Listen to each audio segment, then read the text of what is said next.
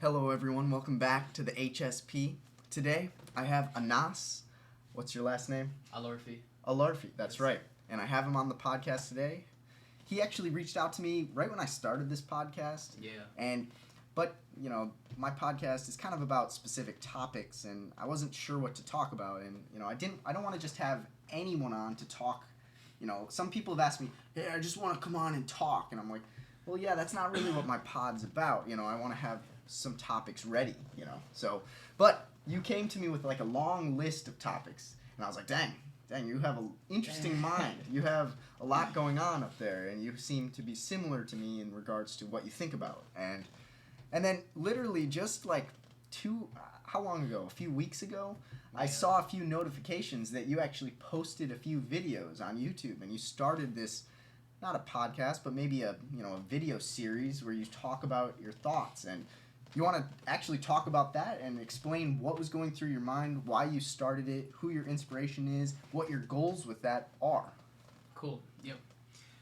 So the whole purpose of the YouTube video is called Educate Yourself. And in Arabic, what you're asking about with like the letters, all the funky letters, it's called تعلم نفسك, which is literally like a translation of Educate Yourself. I've honestly been wanting to make a YouTube video. Well, or make it like a YouTube channel where like I talk about a lot of things that I wish somebody kind of told me when I was like growing up. Sure. Not to say that I didn't have like a good backbone and like good circle around me, but just that if I was to go back, I'd like rather know these things than not.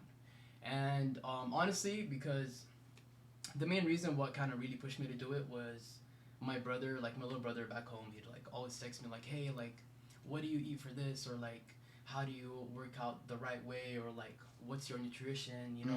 Like, what do you do in your free time and stuff like that? And I'm like just constantly like being there for him. And I'm like, man, if I could like help somebody out, if I could get it out there, then maybe I could help more than just like one person. And that's kind of like really what pushed me and like motivated me to do it.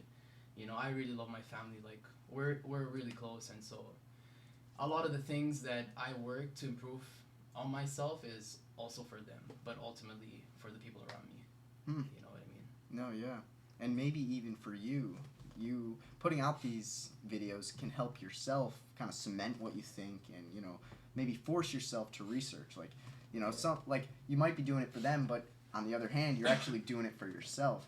You are bettering yourself by doing it. So that is pretty cool. And how'd you come up with the title of that? Like, why? Yeah, why that title? And honestly, as funny as it sounds, I like didn't really think about it, and I just kind of put it there because well, this is kind of off topic, but I am the president of like a club at Western called Mindfulness Meditation Club. Really? Yeah. Wow. And that's honestly like when it all really started. So I took over, and every week we'd meet up and we'd talk about a certain topic that I bring up, and we discuss it. And for the last like 15 to 20 minutes, we'll like meditate. Like I'll do like a guided meditation. Wow. And I thought, like I'm just doing it. Like I didn't really think there was an impact, But at the end of the semester, a lot of the kids that were in the club like sent me an email saying like, hey, thank you so much for your time. You've really helped us through this and that. And I was like, what? Like I didn't know it was like that deep. And ever since then, I'm like, maybe I have it in me to like help others and stuff like that. And it's literally like what you said, when you're teaching someone or when you're talking about something, before you do that, you have to make sure that you really do know it, and kind of like cements it in your head, like you just said. Mm-hmm. Yeah, so that has been pretty exciting. And I'm thinking about doing it again for the upcoming semester. You should come. I will, man. Yeah. That's a great invite. You should definitely come. What led you to become the president of that club? Have you had meditation experience before, or how'd you become of that? All right, it's about to get deep. But yes. So, growing up, I haven't really been like academic. You know what I mean? I've always been like sporty, and I'm like always out there with my friends and stuff like that. partly because I always believe that I am capable of doing whatever I set my mind to, at the end of the day.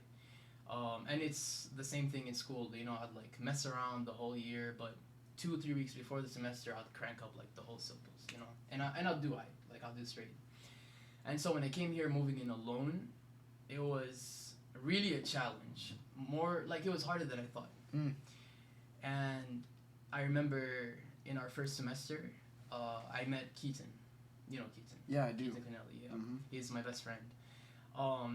And he was, this bright young kid, and like we'd take all classes together, and we're like all up there together, and we took this one class, and it was a lot of like data, and this computer. I'm not really good with these things. I'm not really tech savvy, but I thought like I could just do it. But then we were sitting down one time, and he was just like cranking up all the work, and I'm like, why can't I do this anymore? Why? Like I didn't realize how much I have been in my head. And then when we've been talking and stuff like that, then he kind of introduced me to like meditation and like what it really means and what it is. And we'd like meditate together for most of the time. And he was actually the ex-president of the club. Like he started. Okay. Yeah, it's amazing work, honestly. Huh. So that's kind of like what got me into meditation. And once I started meditating and understanding what it means to meditate, which is basically just to be mindful of what you're doing, breathing. If they even say like washing dishes is meditation, So after that, he had to step down because he's graduated and stuff, and he like came to me and he was like, hey, do you want to like take over and host it and stuff? And I'm like, sure. And I did it, and I'm really glad I did, honestly, because it even pushed me to learn more about these things. It's amazing. And so, explain to me what you would do in a meditation. You said like maybe a 20-minute meditation session. What kind of meditation are you doing? Like, is it like you said, is it a breathing thing? Are you getting in a certain position? Are you in a specific environment? Are your eyes open, closed? Paint me or walk me through this, because I honestly have almost zero experience meditating. Like, I kind of grew up in an environment where, prayer was better than meditation. Steer towards prayer, not meditation, in some sense. That's kind of the vibe I got. So walk me through this process. Hell yeah, absolutely. So there's a lot of different techniques in meditation. The one I primarily use and I love to teach is called noting. Noting. That's the technique. It's called noting, meditation technique. And all it is when you start meditating, so I started off with our eyes open, just a couple deep breaths, in and out.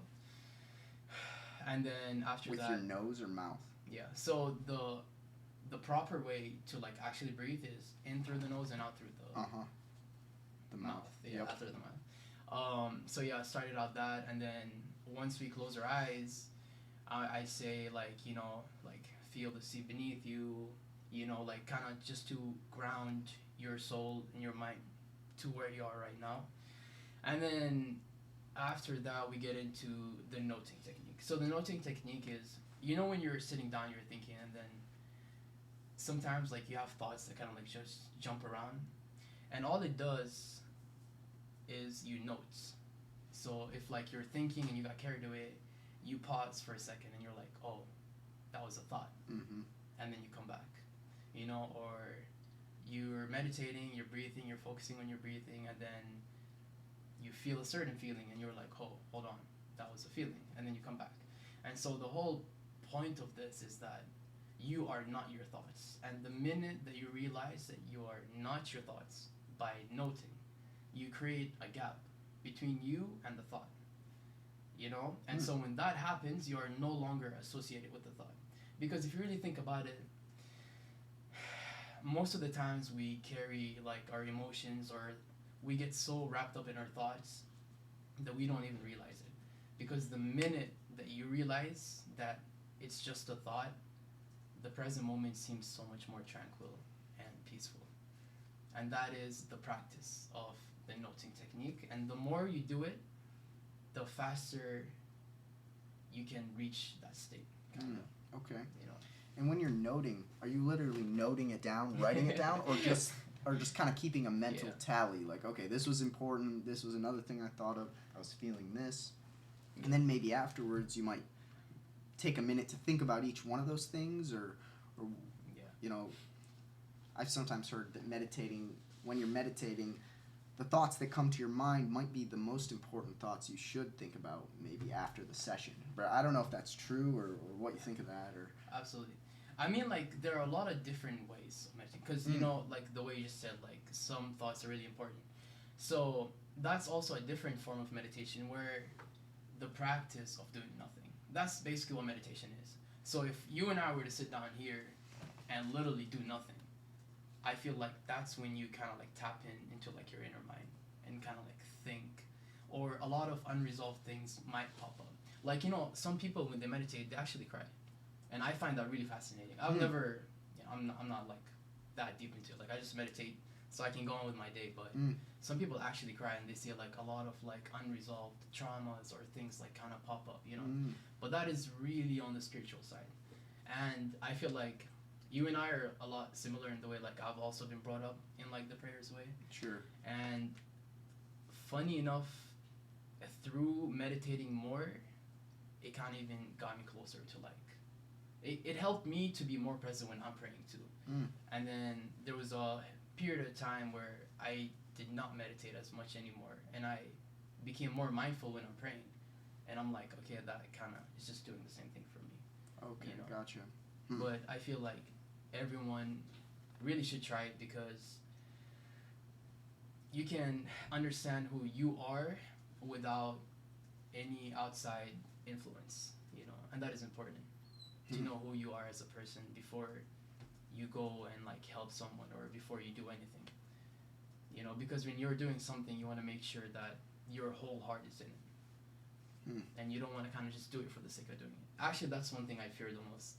What is just doing things for the sake of doing it. Like, I hate doing that. Oh, okay. You know, like a huge motto that I live by is leave a place way better than when you came in it the first time, you know, and it's about making that impact on the people that you meet, but also on yourself first, you know. Man, say that one more time. Leave a place a lot better than when you first came to it. Dang. Yeah, I have a similar one, which is like, try to make the world a better place with every action that you do, or every situation that you walk into, or, you know, kind of similar. But It's that's the same concept. yeah, man, I like that a lot. Like, I don't know if you've heard of the butterfly effect much, where it's like, No. I guess the idea is The feeling it? no, actually, I guess it comes from the idea that a butterfly wing is such a small thing, like it moves such a small amount of air, but it actually can travel around the world, like scientifically, because of, you know, sound waves or whatever. And I guess metaphorically now, you have no idea the impact that any small action, word, maybe attitude, maybe glance, maybe smile could impact on someone. Like, this podcast is an example. Like, who knows who might listen to this and the impact that they might have. Or, you know, you're walking into Jimmy John's and you're like, how's it going? You're very friendly to the worker. Who knows what kind of impact that might have on them talking to their family, or them talking to their, you know, significant other, versus if you were rude on purpose, or you were just a negative impact. It's like, who knows what kind of impact you could have. And sometimes people say, oh, it doesn't really matter if I do this or that, and I'm like, well, according to this butterfly effect, your actions, they might seem small, but, you know, they make huge waves in ways that you may never even see. But, you know, that's kind of another motto that I kind of live by. I love that. Yeah, and so it's interesting. It really is. You know, before we even like proceed with this, like, I Yeah. just want to say the world is a lot of a better place with people like you in it, honestly, man. And like, I've checked out also like your podcasts, and I've loved like all the talks that you speak about, and it's amazing that you're doing what you're doing, you know, because it starts within. It starts with you before it can help anyone else, you know. So kudos to that, bro. I respect that. Big Thanks, time. thanks, man. Yeah, I think you're doing the same thing. I watched both your videos. I really liked them. I feel like when I talk with you, you seem like someone who's grounded, has a reason for doing things, and, you know, seems to be seems to me that you're going to go places and you're going to impact people. And, well, I appreciate that a lot. And, you're just starting out. You might not know exactly what you're doing. When I was starting out, I had no idea what the heck I was doing. Like, what do I do it on? Or who should I invite? What should this all be about? And I'm still trying to figure it out. That's literally all we can do as people. Like, you try something, you make a mistake, and then you update. Try again, fail, make a mistake, update. It's that constant improvement. And, I'm like, some people looked at me crazy for like, why the heck are you talking about porn? Or why are you having a podcast in general? It's like, you're just crazy, bro. And I'm like, well, I'd rather fail miserably and learn a ton than just sit back, kind of think about, it'd be cool to have a podcast. Oh, yeah. And then I'm 50, and it's like, oh, yeah, it would be cool to have a podcast. Because I've been saying it for, like, 2 years. Like, yeah, I really want to start one. And, like, I was getting so sick of the, I say this, but then act this. I should really start a podcast. Now I'm going to play video games for 5 hours straight. It's just, I got so sick of it that I'm like, I'm going to fail miserably with this podcast and learn a ton. And, like, that was kind of my mindset going in. And, like, there's been people who have said, Harley, in this episode, you made so many mistakes. You said this was, and it's wrong. This was not even true. And I'm like, well, now I'm learning. It is what it is.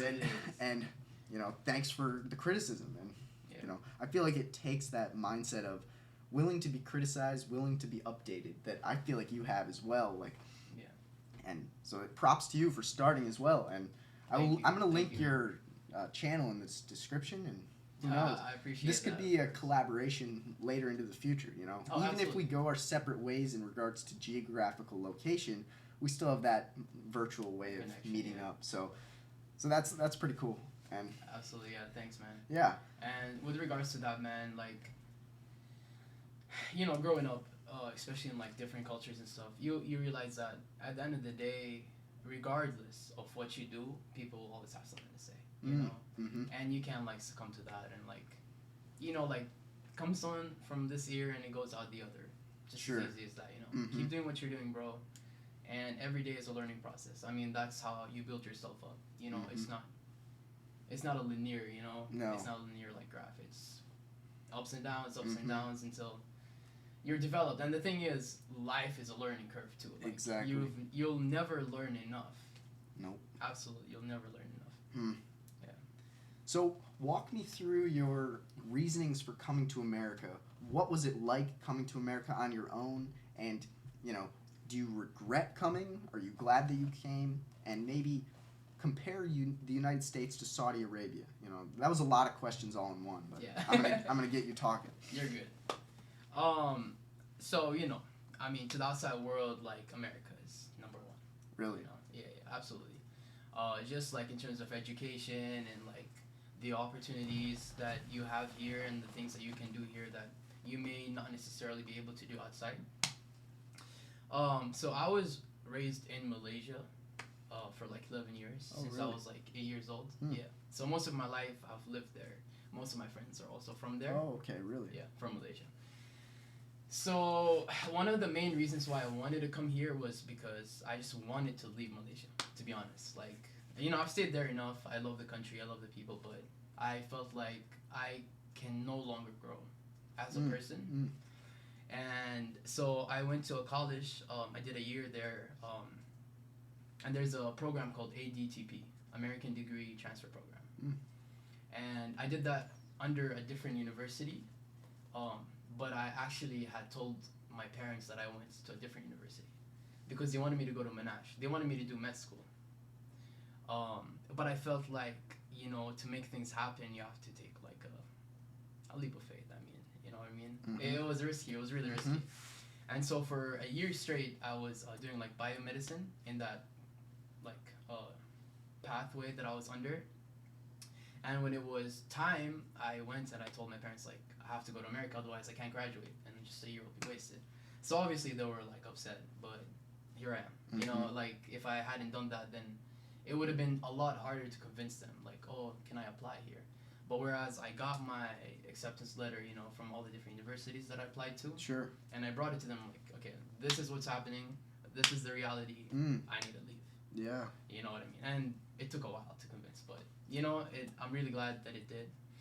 One of the reasons why I wanted to come here was because I heard that it's the best place where you can do your academics, but also do sports. And I've played football, which is soccer here, my entire life. I played in Malaysia, and then I played second division in Saudi. And then I was like, you know, if I can get my academics, please my mom and my family, but at the same time, in a certain way, I could also pursue what I want to, you know. Sure. And it's been going great. And I remember I've never seen snow or anything like that, and I've never been to America before. And so I reached here January 1st of 2019. Yep.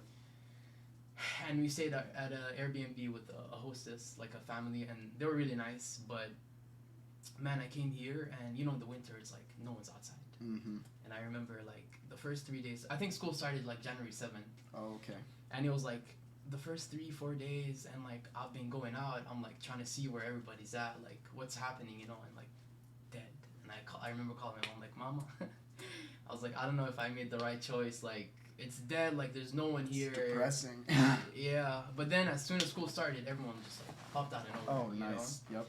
Yeah, and I honestly like, I don't regret it. Like I really don't regret it. But if I had the chance to go back again, I think I maybe would go to a different place. But then that's what we all say, though. Yeah, you know? Sure. There's you never know. Yeah. If I was to go maybe to Europe, like I would have been a completely different person. Sure. You know? Yeah. So I'm really glad, you know, and it's all a part of God's plan, anyways. At the end of the day, all we have to do is just move forward. Sure. Yeah. And I was gonna ask, did you grow up in a religious household? What are your opinions of religion? Because you just said God, and so you know that means you might have some, you know, history talking about religion, thinking about religion. You know, what did your parents tell you, and how have your opinions changed, or what? What are your thoughts these days? On religion in general, sure. Or like, so I was brought up a Muslim. Okay. My whole family's Muslim. Like we're from Saudi Arabia. And my mom is actually like a professor in the King's University back home, and she's the dean of like, if I'm not mistaken, religious studies. Oh, like really?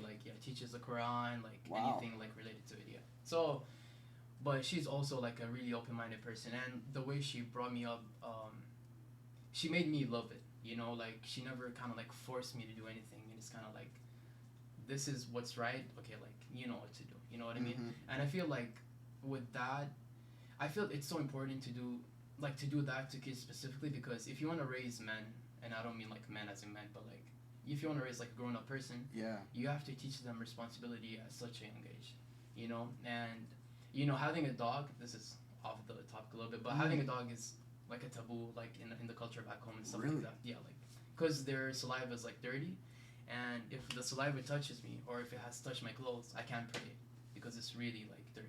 There's a certain bacteria. I'm not gonna like talk, but I don't know what it is exactly, but it's a certain bacteria that you can't get rid of unless you wash your hands with sand or something like that. Yeah. So when I got a dog here, you know, my mom is big. No, she was so opposed to it, but I feel like that taught me so much. And if I had gotten a dog when I was younger, like I feel like I would have been so much more responsible. You know what I mean?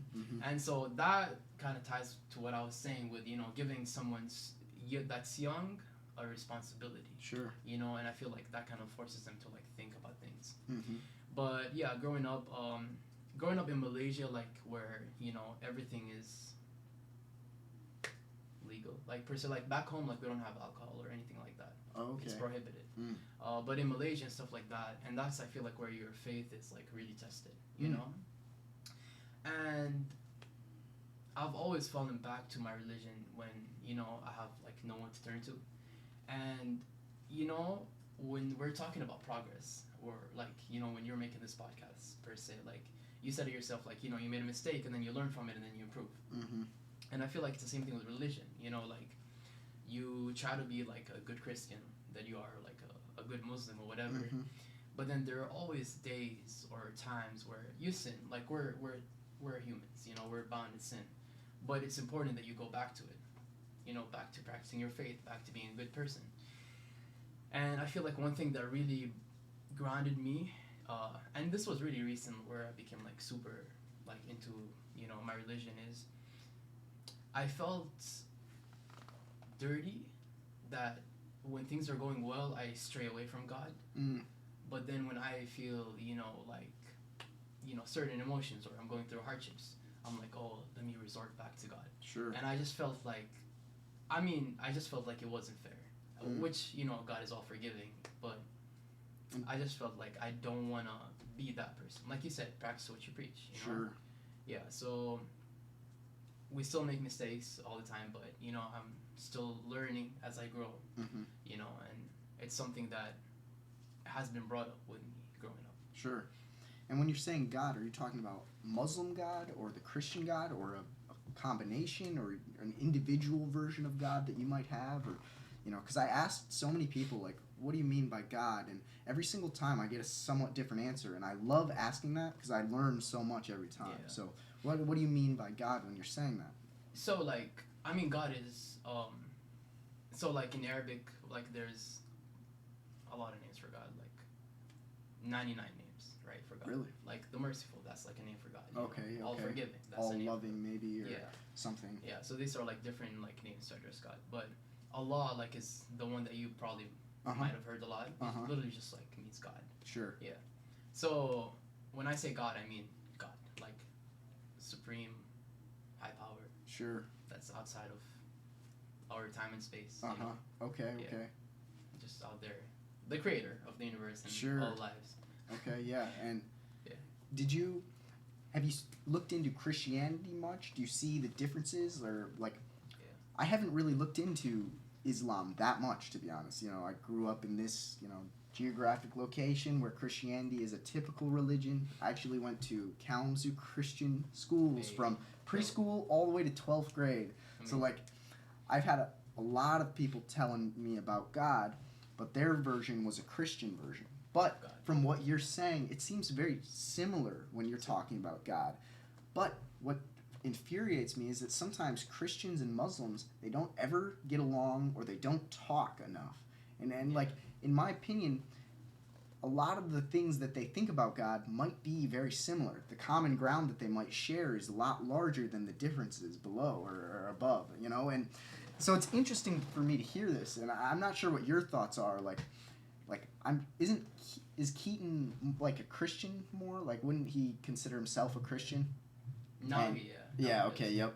And I love that ability for people to maybe subscribe to a religion, but then also talk with people who might subscribe to a different religion. I don't know. It's interesting when you say God, because my brain went to a Christian version of God. Yeah. but your answer is kind of similar to mine in some sense, because you said all knowing, all the omnis, omnipresent, whatever the other ones are. I'm bad at remembering, but knows everything, sees everything, outside of space and time. Yeah. And do you sometimes do you feel it's useful to view God as a being above watching your actions? Do you view God like that? Yeah, absolutely, I do. Yeah, I mean, to answer your question, the first one was, sure. Growing up, I told you I grew up in Malaysia. And Malaysia, how do I say this in a proper way? So in Malaysia, you have the Malaysians, which are they're referred to as the Malays, and then you have the Chinese, but they're also Malaysians, and then you also have the Indians that are also Malaysians. All right. So their phrase is Satu Malaysia, meaning one Malaysia, combining the three races. Oh, okay. Yeah. So all of the three races have different religions. Oh, really? Yeah. So growing up there, I have a lot of friends that are not Muslims. So I've had so many discussions, about religion growing up. But maybe perhaps because we were younger, every time I try to have a conversation, it always turns into no, this is right, this is wrong. I'm like, bro, I'm not saying that this is right or wrong. I'm just saying what I think. Yeah, or what is it that you think? So I feel like it is truly important to have these conversations because, we're all, death is in fact the only inevitable thing in this world, if you really think about it. Like, it is for certain, and for sure. But I feel like it is really, really important to have these conversations with other people and to learn.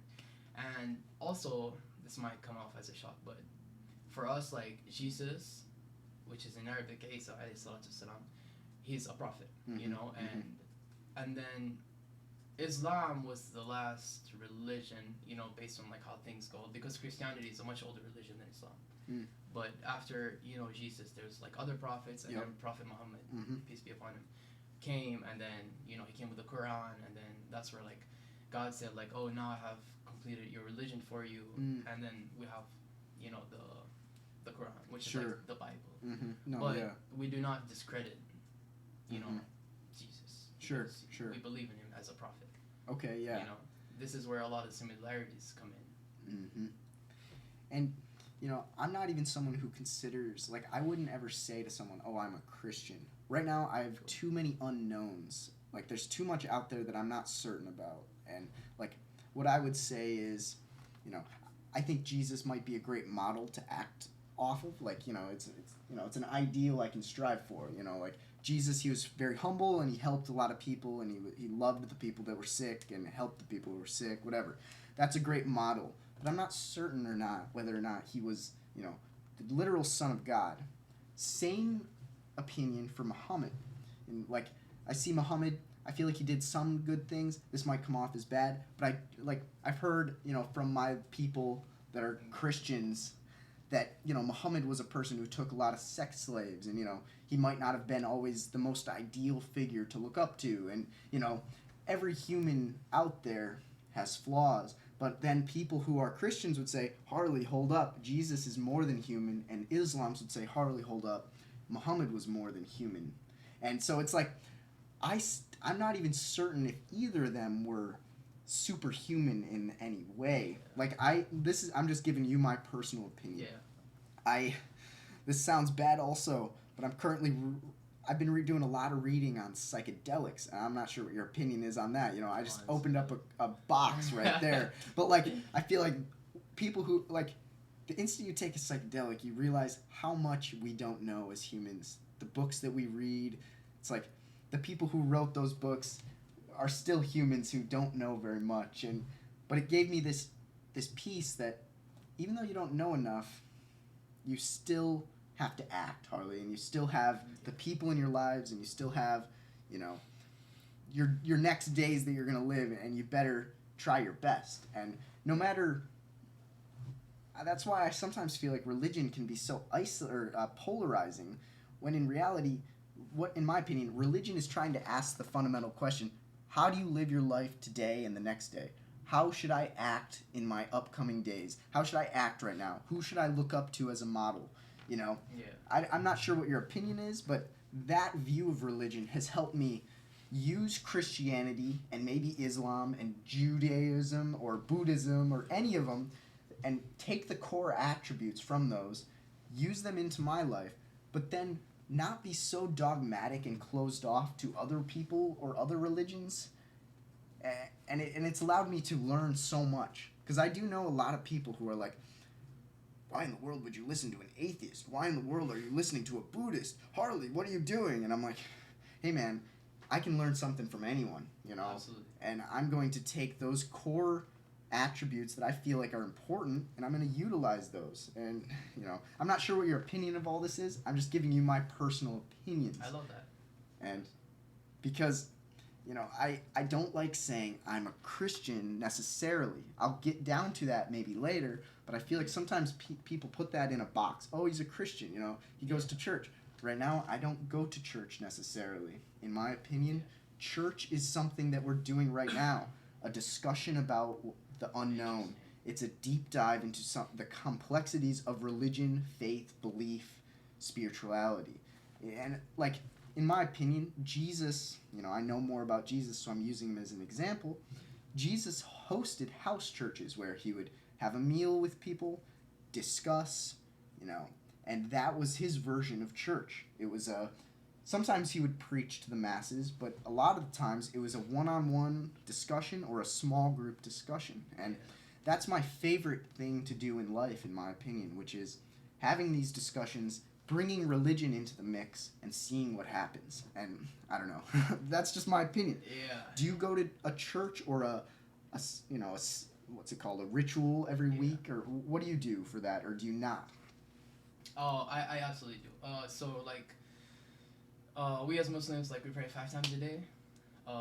You know, like in the morning before sunrise, and then during noon, like around 12-ish. Sure. Here, and then we pray around like 4 or 5 p.m. and then like before the sun sets, and then one after. Dang. And obviously we're advised to go to the house of God. So it's called the mosque. It's like the church, okay, but we yep. call it like mosque, like a. And it's funny enough, you go to school, it's called meditation room. So. Oh, okay, yep. Yeah, if you go to school. What was your question again? Well, I was just curious, like, well, where do you go for this ritual, the mosque? Yeah, so we go. So the mandatory one is every Friday. Okay. It's called the Friday prayers, where we go and then we have like the priest, which is known like the sheikh. It's just like what a priest is. Okay. And he will preach. You know, he will say a message, and then after that we like all pray together, and then we leave. Huh. That's like every Friday. Interesting. And where is this? Is there one in Kalamazoo? Yes, there's one in school.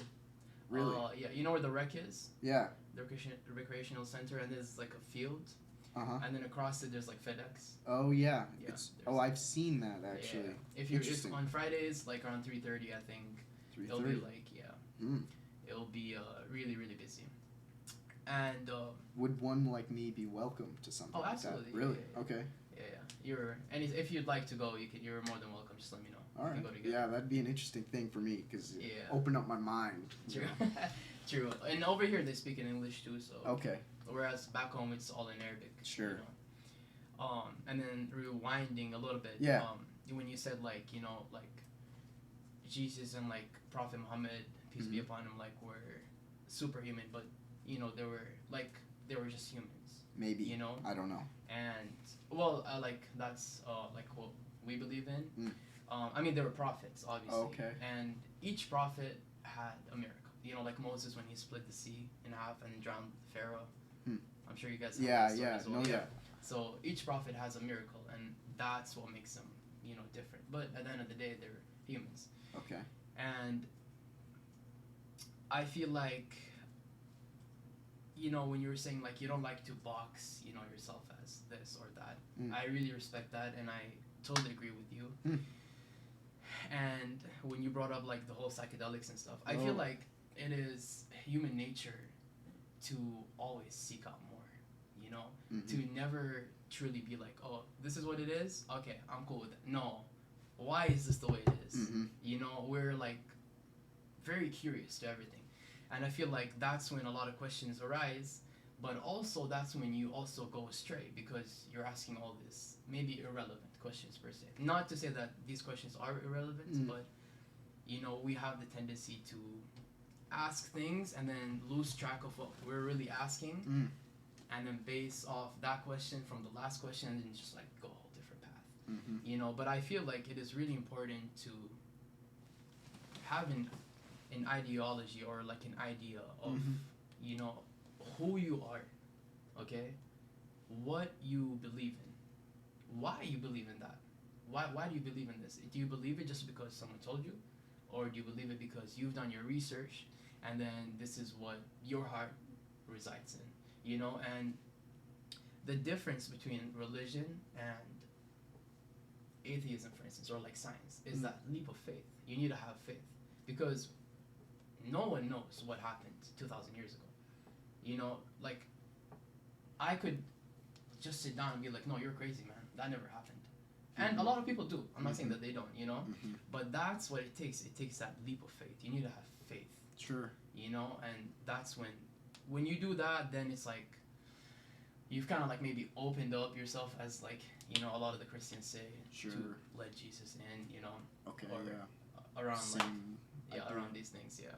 And I just believe that it is really important, you know, to believe in something, you know, because I heard this and it said like we humans were like created to serve. You know, we're created to like serve, and I feel like that is true because maybe this is not the best description, but I feel like if you think about it, we're constantly seeking to do something.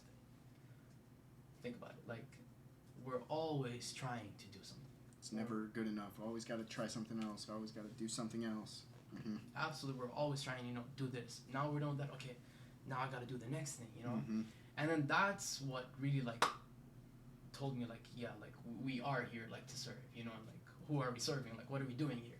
Because if we're, it's so sad, but, like, if we're just, like, living life just for this, I mean, what's stopping you from going to depression? Like, what's stopping you from ending it all right now? If you're unhappy with something that happened, But knowing that I did something good for somebody today, I'm gonna be rewarded for it. Or like, and I'm not saying that you should base your actions just on that. Like, you should genuinely be a good person. You should, because we're all we have, as people, as friends, as family, like, this is all that you're surrounded with, so you should do good. And I'm a firm believer that what you put out, you get, what you give power to has power over you at the same time. So just try to be good, I remember, like, in one of our coach growing up, he was like, I don't care, you're a Muslim, Christian, just be a good person, love each other, and we're all going to heaven. He just kind of says it like that. Sure. But I also understand what he's saying. Yeah. At the end of the day. That unifying aspect, like, we're all still human here, treat each other like it. Absolutely, yeah. Yeah. And, you said that, atheism doesn't necessarily take faith.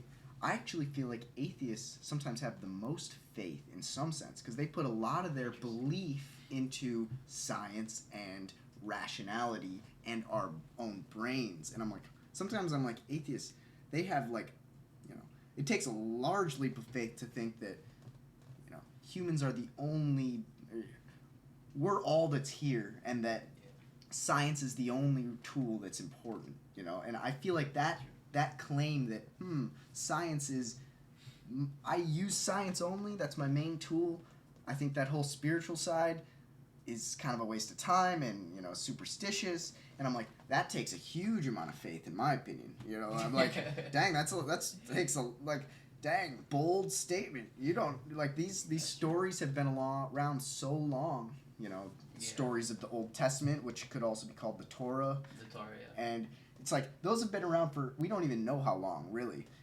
They probably were oral traditions passed down. And I'm like, I always think when atheists are like, oh yeah, I'm not very spiritual. And I'm like, or I'm not very religious. I'm like, well, you're putting your religious faith into something, you have to still act.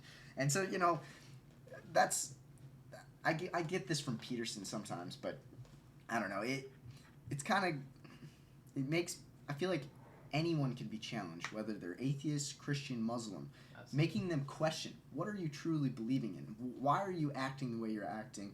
What are you putting, what is your reasoning here? Yeah. I like asking people from all walks of life this question because, I feel like it brings them closer to individually what it truly means to live their best life in some sense.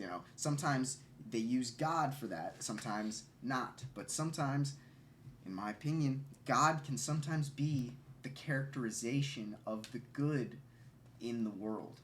Absolutely. It's like, if I'm saying something that's true or I'm saying something that's helpful or good, I feel like that's almost, God is working through me in some sense, in a spirit, in a symbolic sense. Like that, if I were to do the opposite, the antithesis of God is working in this moment, Yeah. And so I kind of, some people view God as a being. It's harder for me to honestly view him as a being. I feel like sometimes I get, if I view him too much as a being and think too much of heaven, which I don't know what that would look like, I sometimes lose track of what's right in front of me, and I'm like, man, God is right here in this moment. It's in my opinion, we each have the ability to choose to do something good or evil. And it's like that conscious ability to choose good is, in some sense, what God would want, or what God is, in a very wraparound way of saying it. So, like, you're getting into my mind of how I think about God, because I don't know, you know, in like one sentence definition, God is what is true and what is good, in some sense. Yeah. I feel like people from all walks of religion could agree with that in some sense, but I don't know.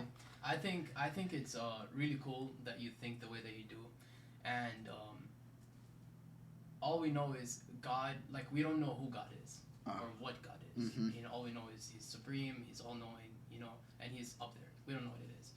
And actually, like, God says, like, if you try to like the brain cannot comprehend what heaven looks like.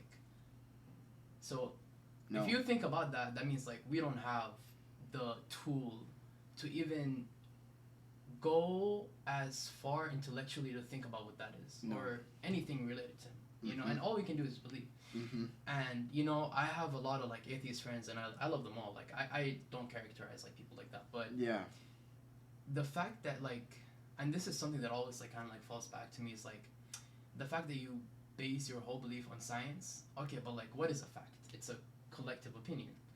And it has been proven many times that a lot of facts are disproven.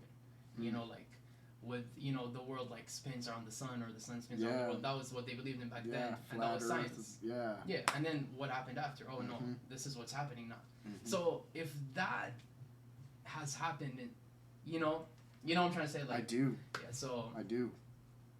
That always, like, interests me. You know, it that does. Always interests me. Yeah, and regarding, like, you know, like, God, and, like you said, like, He's right here and stuff. Like, there's a saying in the Quran that says, like, God is closer to us than our jugular vein.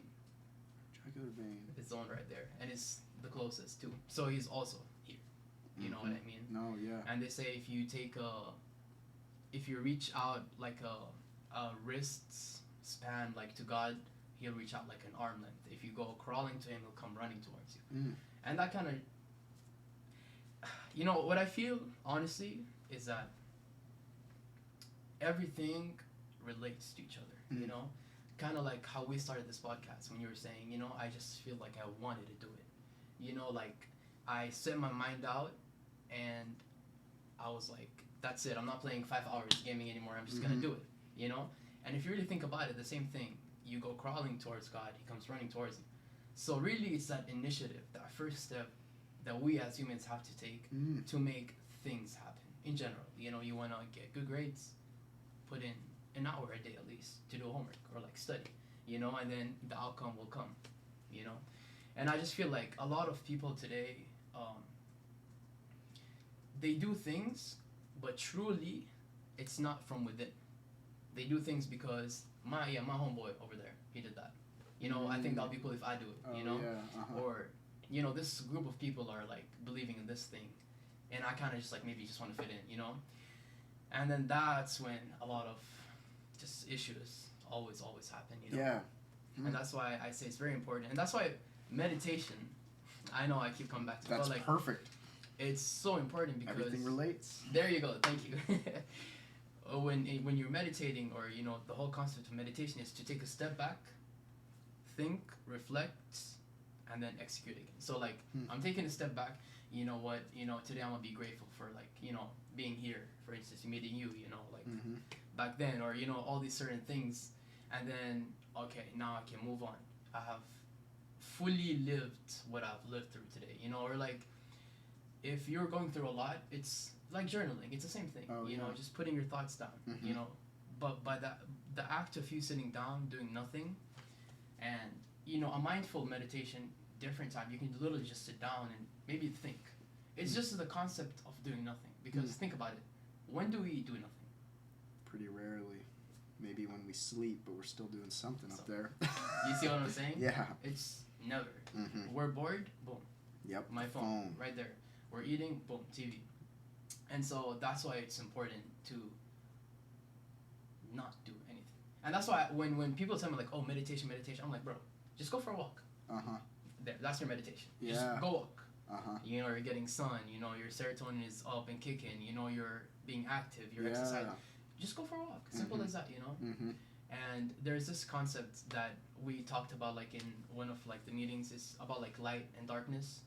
You know, and light meaning like anything that's good. You know, being gracious, being kind, being loving, and then darkness just like greed, jealousy, envy, and all these things. Sure.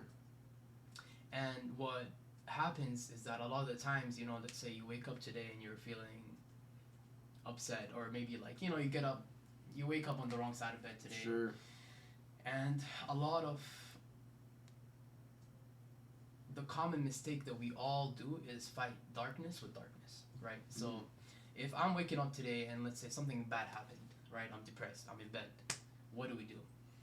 Music, on the phone, we don't get out of bed, we don't shower, we don't take a cold shower, you know, or whatever. And all that it does is you're feeding into your darkness, right? What you give power has power over you. Thank you. So what we should do instead is close that phone, get up, you know, go take a cold shower, you know, because that has been scientifically proven to make you happier, you know. And then go out, you know, like, I know it's easier said than done, but man, if you want change, you have to go and seek it, man. If you want difference, you have to go and make that difference yourself. No one's gonna spoon feed you. We're not kids anymore, you know. You have to be the difference.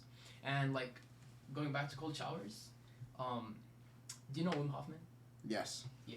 So like, Iceman. Yeah. So I did like his 10-week program thing. Really? I like subscribed. Right when COVID hit. Wow. Tell me about that.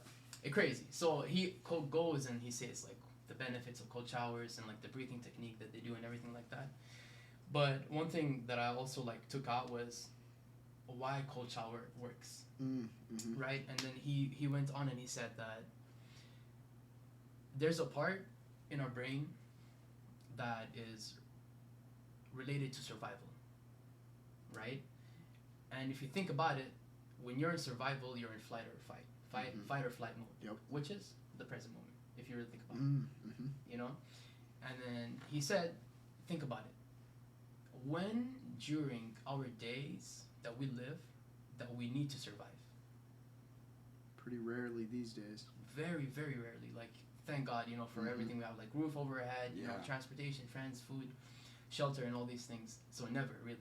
So the practice, because I've been like telling people like, or like my close friends, you know, let's do this challenge together. Let's take cold showers, you know, for like 30 seconds at least. And then they're like, oh yeah, what's the point? But scientifically, when you take a cold shower, it taps into that part of the brain where you're thinking of survival. Because they say when you're taking a cold shower, bro, there's no way you're gonna be in the cold shower thinking about, oh, what I need to do after, or my homework. No chance. All you're thinking about is, wow, I gotta leave. This is cold. Yeah, this is cold. I need to get out. You know? And so the more you take like cold showers, is the more you tap into that part of the brain that's related to survival. Yeah. And there you go, man. Like consistency and practice, and the more you do things, the more you reap the benefits. Sure. You know? Yeah. I went down this huge biohacking little rabbit hole of, you know, how to live a longer, healthier life, and heat shock and cold shock were two of the main things, such as sauna and cold shower or cold plunge. And I've honestly been doing that plus HIIT workouts and intermittent fasting for the past 5 months straight. So every single day I've been doing all 4 of those things. I literally, right when I came, I just I'd worked out, saunaed, cold shower. And it just, I feel like a different person, you know, like no more stresses about the future. I'm in the present moment. It feels like a meditation session almost. Like amazing. And, you know, norepinephrine gets released in your brain so heavily when you're in that cold, and it's like that's truly a depression reducer. And so it's like there's so many benefits. But keep going with that Wim Hof. But I'm like, you're speaking my language, because I've been down this grind for the past few months, and I'm probably never gonna stop. You know, it's amazing stuff. But keep going with what Wim Hof was saying and what the challenge was like. Yeah, I mean, it just correlated. Like his whole thing was the cold showers, and then the breathing technique. And his breathing technique was definitely like a little interesting, where you kind of go like, where like you breathe in all the way and not all the way out. So like, and then right, and then you kind of like keep doing that the whole time. So he says like when you're breathing, it goes like this. So like from your stomach, kind of goes up, and then the air flows all the way like kind of to the brain, and then you like exhale, and then what's that doing is you're having more oxygen than carbon dioxide in the body, and then in that way the body is less acidic. Less acidic, huh? Yeah. So you're less prone to like get sick, you know. And man, this guy is crazy. Like the studies that they have done on him just based on his like breathing technique. Yeah. Like they put him in like a cold like a cold tub, like ice, and then they put him in there, and then they tapped him up with all these different wires, and he was like breathing, and outside was really cold, but his internal temperature was like 37 degrees Celsius, which is like I don't know what something. Like, that's the average. Yeah. 98 that's probably. Just from his breathing, you know. Yeah, and you know who he is and like the things that he's done. Yeah, but then again, like I'm very like you know what works for you might not work for me. I think that is such an important thing to know, you know, because we're all different in our own ways, you know. And that's why, and this is what I always tell my brother, you know, like he's like, yeah, I want to get big, I want to work out, I want to do this. But he's like, oh no, I don't want to get too big. I'm like, bro, just go do it. You know, try this program, try this routine for a little bit. I don't know, 2, 3, 4 months. See how it is, how your body's reacting to it. You know, try this new diet, how it is, how your body's reacting to it. And then you can say, oh, I did this. But this worked best for me. Yep. You know, boom, I'm back to that because that worked best. And then you just change. But yeah, basically like you have to really tap into your sense and what your body tells you, because what I can withstand maybe is different from what somebody else can withstand. Yeah. Yeah. Man, that's interesting. It really is. Yeah. But how has your you know the past 5 months with the heat shock and like the cold and stuff? That's pretty interesting. Yeah, like I was in the statistics class. I don't know if you've taken engineering statistics. I took that one. Yeah. That one was pain, bro. It was one of my favorite classes, so yeah. I'm just not like no, that. Yeah. Sure. Either way, the project specifically was the thing where it's an open-ended project. I've actually talked about it before because one of my entire episodes is on. I literally presented my project to the podcast. It's called, you know, the 4 Ways to Live a Longer, Healthier Life. That's the title of the episode, and you know it goes into the intermittent fasting, the HIIT workouts, the cold shock and heat shock therapy, and how all 4 of those things are a form of hormesis. Hormesis is actually, the definition of that is a low-dose, short-duration stressor that when you give yourself that low-dose, short-duration stressor, you actually become stress resilient and you actually boost your longevity in the long run. And, you know, sometimes you can give yourself too much stress and that can be counterproductive, but in regimented, you know, calculated, you know, doses, you boost your ability to, you know, wield off stress when, you know, life gives you stresses. Oh man, this is a stressful situation, but I've been going in the freezing cold and the hot, and I've been hitting this workout hard as heck, and I've been not eating when I'm hungry for so long that, you know, and there's a few other things. It's like I'm used to being a little uncomfortable. You know, it's like you get used to that, man, it's a little uncomfortable. I don't like this feeling. And in my opinion, well, I could dive into the science of all of them, but I'm not going to because, you know, I barely even know that much. I just scratched the surface with that project. But I feel as if I can enjoy life more. I'm less stressed. I'm almost more in the present moment after those kinds of things. And I don't know, like it almost gives me like a challenge at the end of the day. It's like I like to challenge myself because I feel like every time afterwards I feel like, man, I accomplished something. And I feel like sometimes people who are depressed are sometimes people who aren't taking on enough challenges in their life. Sometimes they're sitting there, they might be sitting in bed, they might be watching something, and you know, they're feeling depressed because they're not taking on that responsibility. Because in my opinion, responsibility equals meaning. If you're responsible for people in your life, if you're responsible for, you know, things, you're going to feel that meaning. And so like I've truly loved this grind of doing all four of those things combined. And That's amazing. I like my brother's like, you're such a broken record, Harley. You say those four things all in line like a robot, and you're just brainwashed, Harley. And I'm like, maybe I am, but I just feel like the results that I'm seeing are so worth it, like for so many reasons. And you know, I recommend people try it out. Like I think the cold for depression reasons is super amazing, but the sauna for other reasons such as reduction of cardiovascular disease and length of life is another reason. So I don't know. It's been very fun to just try those things out. Nate actually, him and I have been doing that together like pretty much every day for the past many months, and amazing. I don't think I'm ever gonna stop. Like when I have a house, my goal is to have a sauna, a cold plunge, or an ice bath, and just because I feel like, like you said, in our lives, we just don't have enough things that make us struggle. Like we don't have that many instances where we're like, I really need to survive in this instant. Yeah. And I feel like we're tapping into something genetically that our ancestors used all the time. Man, I'm hungry right now. Man, I'm motivated to go hunt that elk. It's like these days, most people just eat whenever, so I try not to eat until later in the day, because when I'm hungry, I'm more motivated to get things done, or, True. And we always have perfect temperature, whatever temperature we want to have when we're inside, typically. True. And that was not the case for very long. And I like tapping into those things that, unlock the primal side of us that most of us don't unlock that much. And so, like, it's been very fun to dive into those things. My girlfriend, I've kind of convinced her to do a lot of those things too, and she sees the results. And I've even convinced my mom, and she hasn't stopped for the past month or two. So, like, That's nice. I truly recommend it. Like, the rec center has a sauna, but the hours were not that good, so I moved to the Y. This whole summer I've been driving to the Y. Okay. The YMCA is what it's called, and just been doing that because they have better sauna hours. Because I work in the evening, so I like to go right after that. But whatever. It's amazing. It's truly like rejuvenating, like seeing you talk about it and like Really? how excited you are about it, and like the benefits that you're reaping now. But like, definitely, I'm gonna try it. Really? Why not? Yeah. Yeah. I'm on a challenge right now, actually. Like, What's it called?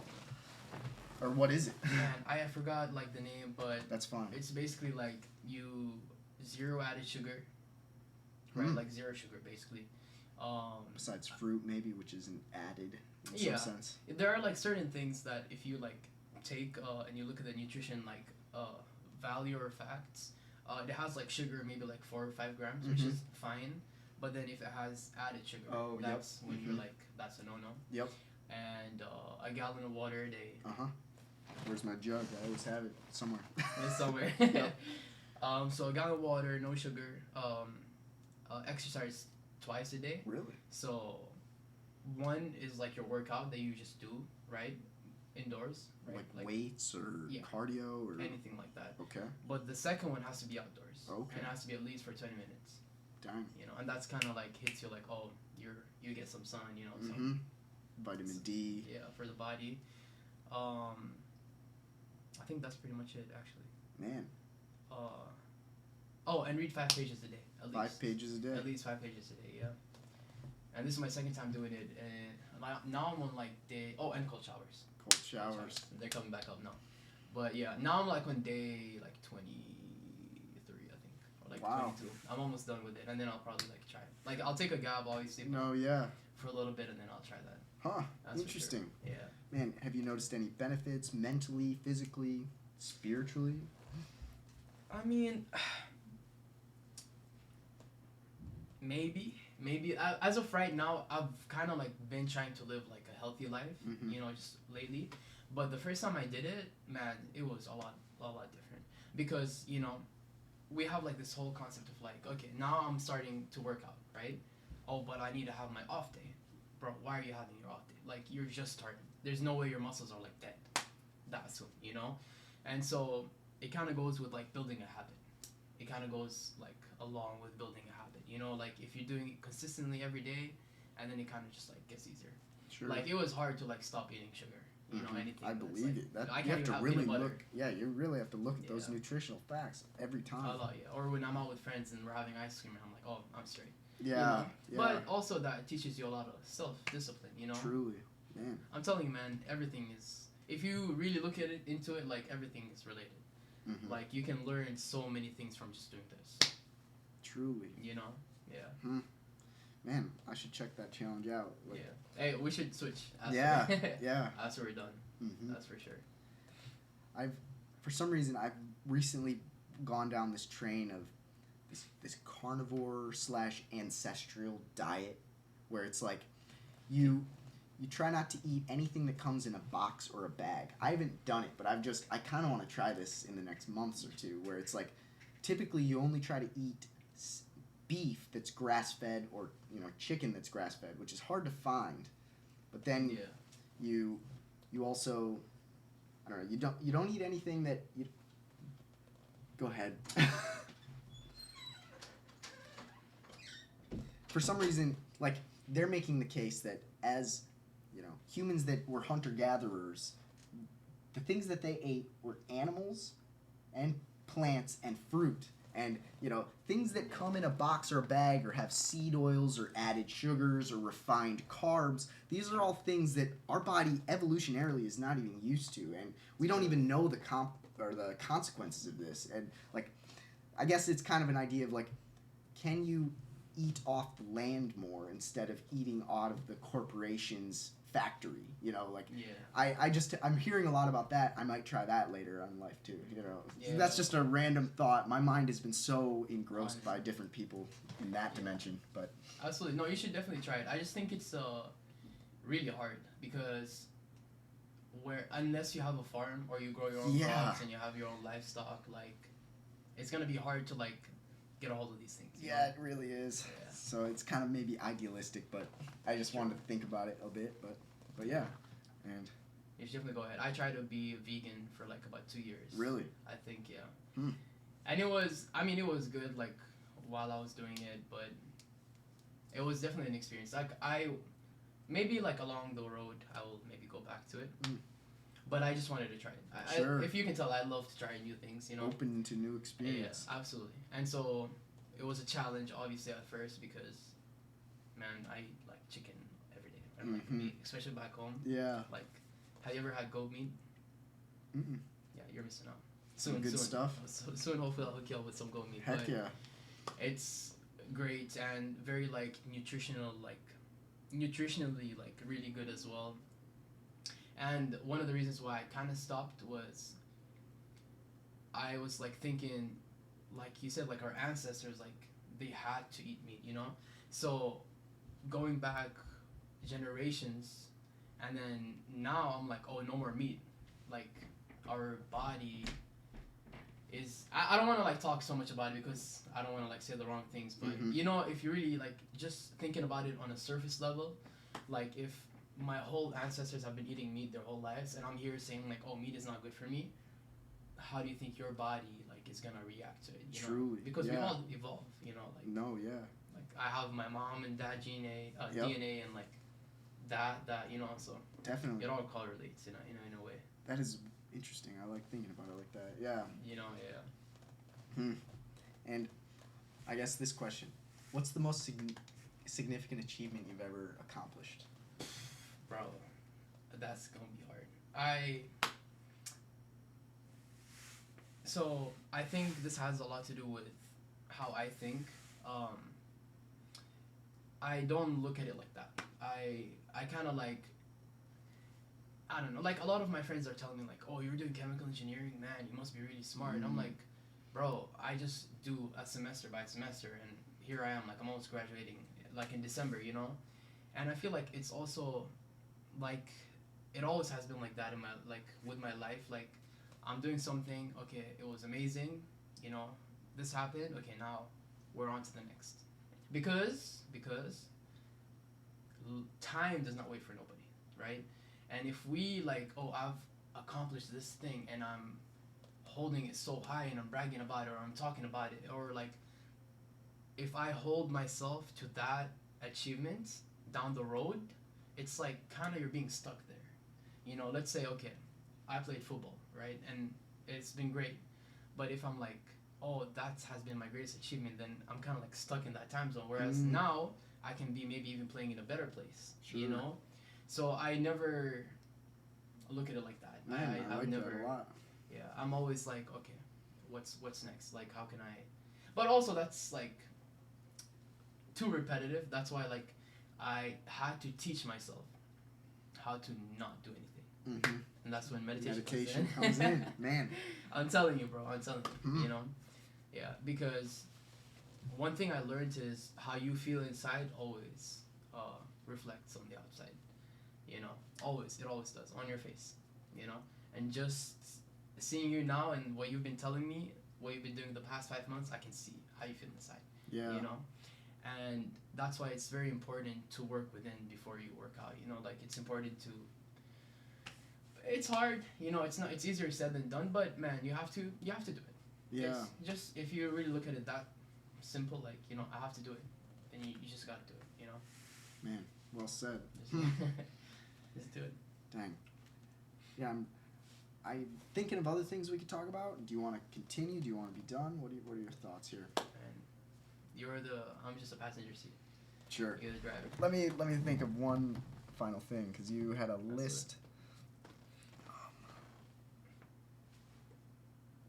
Okay.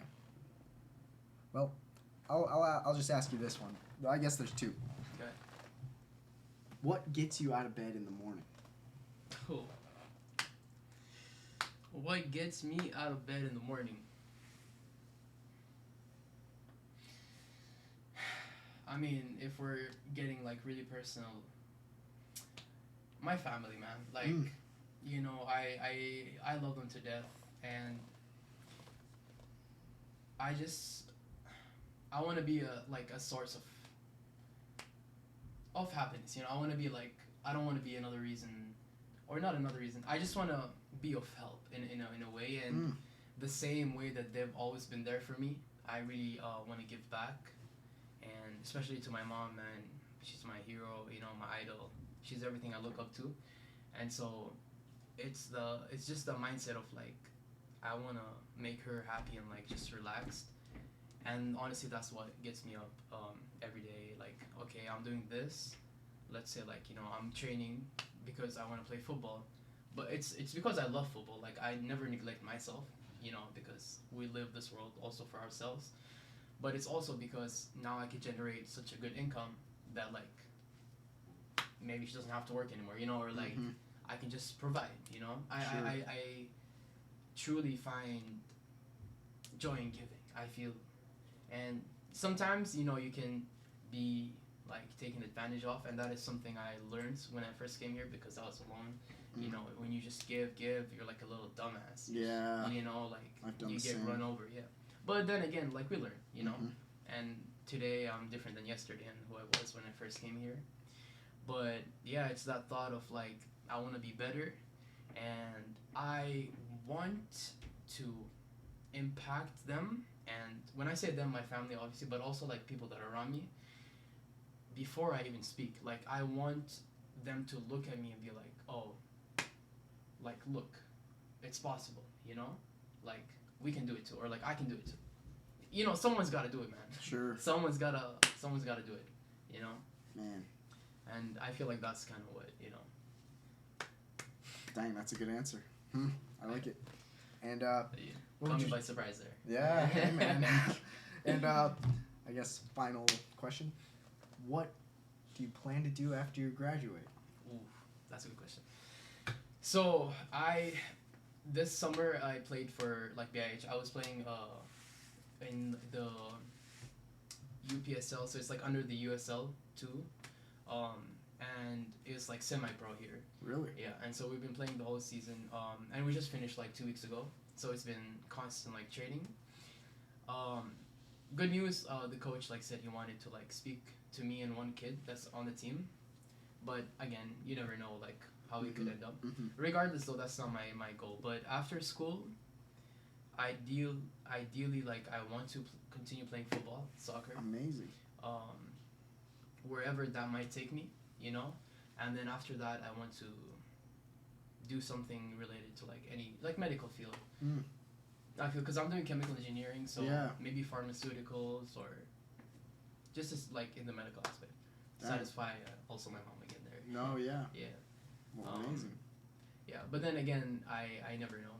Honestly, this is something that I'm really struggling with right now. Like, what I'm going to be doing after. Oh, fair enough. Yeah, like my mom wants me to stay, and then you have like my brothers. I mean, everyone obviously misses me. Yeah. You know, we're close.